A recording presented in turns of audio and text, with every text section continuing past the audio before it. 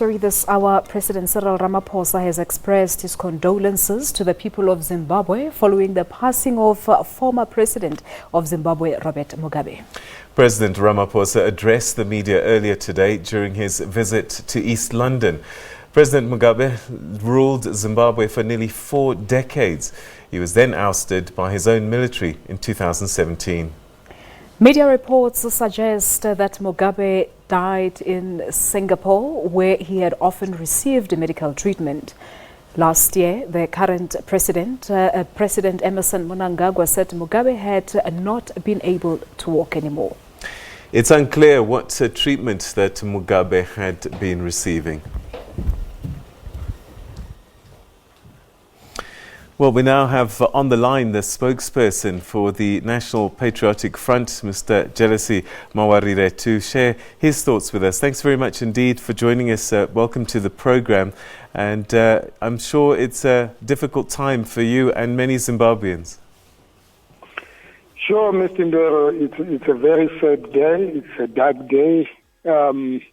We are in mourning, but we should celebrate the long time that the Lord gave us with him.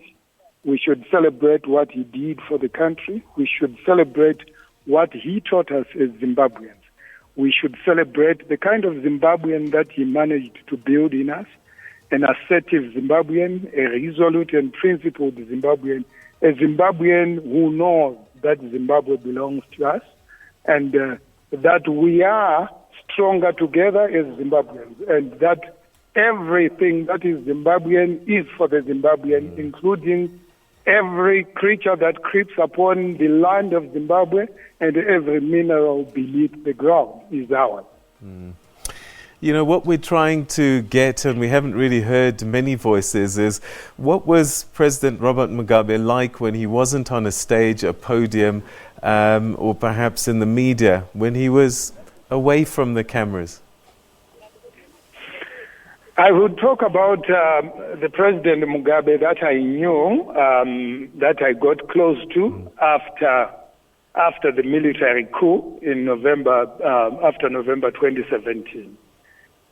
He was a jocular figure, a father.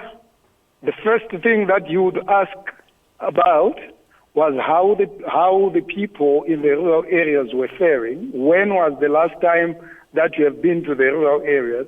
Are the people having food? Are the people happy? Are the people secure? Those were the kind of questions that you would always ask you. When did you last see your father? How were they? How are the people in the rural areas? And those were very pertinent questions. Those were very obvious questions that you would always ask him.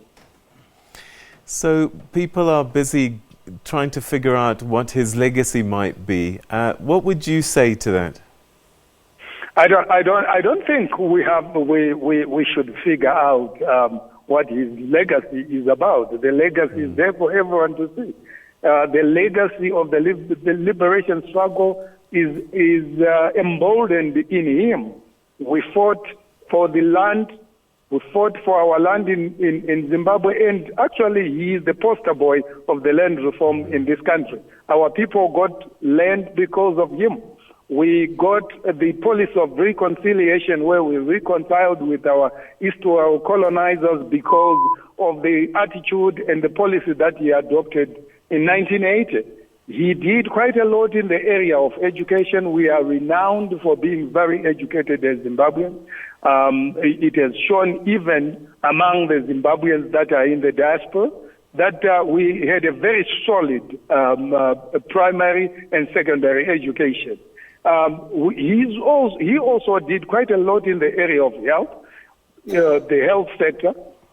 That we are talking about the malfunctioning of the health sector in Zimbabwe is actually an indication that there is something that we knew, something that we were introduced to. So the healthcare that he introduced in the 1980s actually gives us the impetus, gives us actually the reason why we are questioning now that our health sector is no longer what it was. But the infrastructure is there, the backbone is there. So if we choose to remember what he did, and as Africans, we normally talk about the positives. And remember, he might have been called Gabriel, but we are not talking of an angel here. We are talking of an individual who did make mistakes along the way. But the most fundamental thing was that he was very resolute about what he was doing, and he had a passion, actually, for his people. So you said you spent quite a bit of time with him post his removal from power. Did he ever share any reflections about his time as president with you? Yeah, of course. Of course, I'm a journalist. I was always asking him questions, and we had quite very intense and robust discussions about the education system, about the presidential scholarship, about the land reform. I had my own reservations about the presidential scholarship, but I got to understand why he did it. I got to understand how dedicated he was towards sending underprivileged children to university, and the very fact that he understood that our universities here could not absorb all the people that could go that could qualify to go to universities. Hence, the program to send qualifying students to universities outside the country. So we spoke a lot about his time in government, about his other colleagues who are still there in government, and I think now it's not about what he said about those that are still in government today.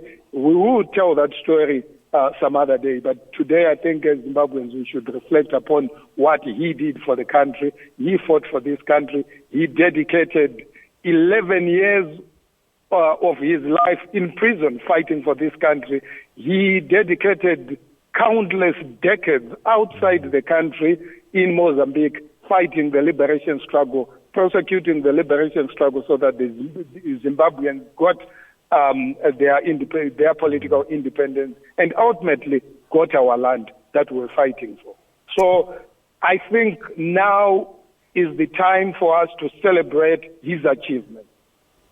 All right, and perhaps finally, had he been given an opportunity, do you think, to address the people of Zimbabwe and the continent, what would his final words have been, do you think? Asante sana. Don't you think that Yes. could have been a very good payoff line? and I think with his Ghanaian connections, he might have said Medasi.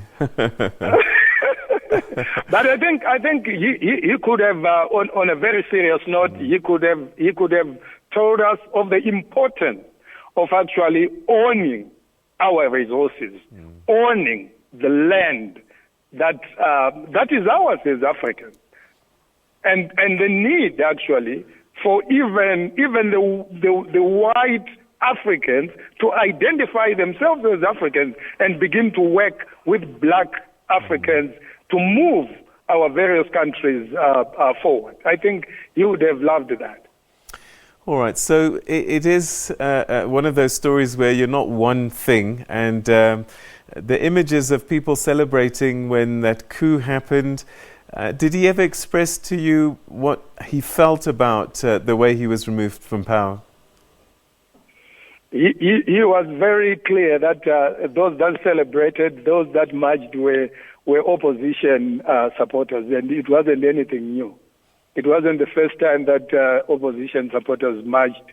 And he was very clear that the people that marched on the 18th of November 2017 were opposition MDC supporters who since 2000 had an agenda to take over power because they were opposition. Every opposition political party is formed to take over power, and he knew that was their objective. And he wasn't surprised when they marched on the 18th of November 2017. He was very clear that the people who marched were not ZANU-PF people, but they were MDC people in Harare. But his party was meeting to try and remove him from power. No, but that was not his party. That was not his party. The people who organized the coup was the military, the so-called command element of the defense forces. It was the army that coordinated the march.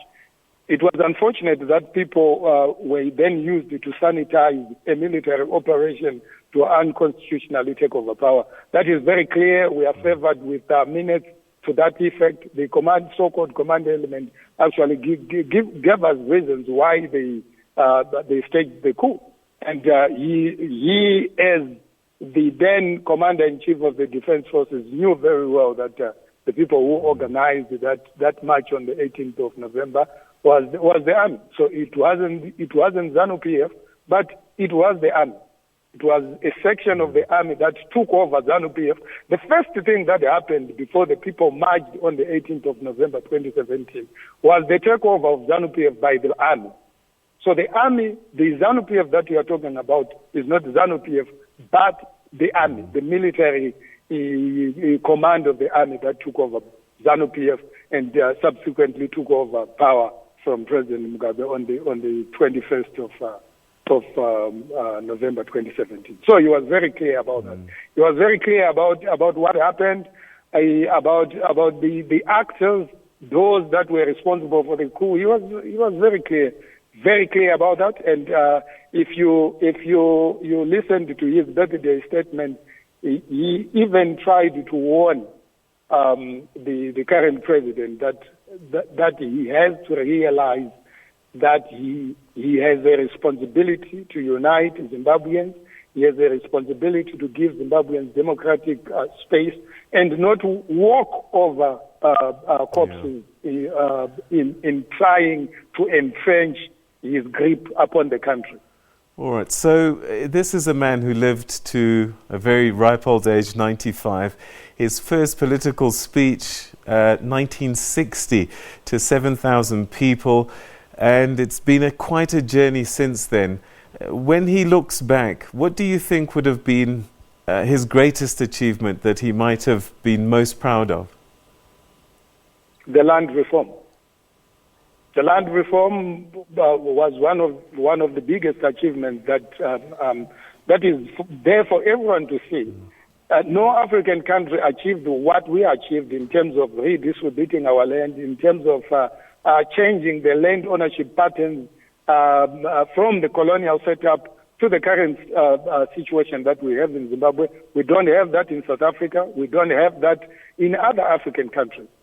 So that's a huge achievement, and he paid a huge price for that, because the whole so-called international community turned against him for embarking on that project.